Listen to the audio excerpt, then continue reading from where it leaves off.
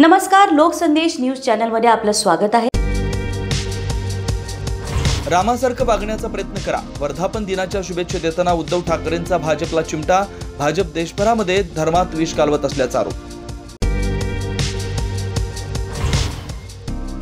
वक्फ विधेयक मंजूर केल्यानंतर आता संघाचा ख्रिश्चन मिशनरीच्या जामिनावरती डोळा। राहुल गांधींच्या नंतर उद्धव ठाकरे यांचा सुद्धा दावा।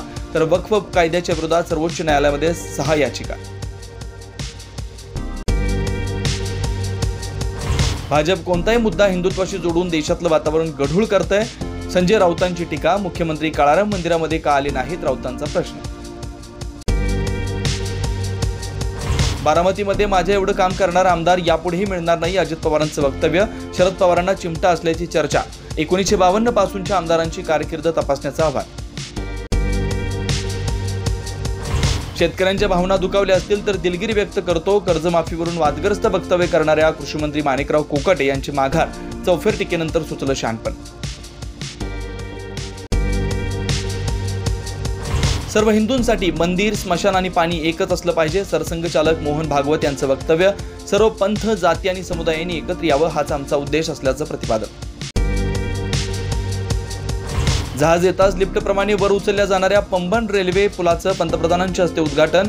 तर रामेश्वरम ते तांबराम रेल्वेला सुद्धा हिरवा झेंडा दाखवला।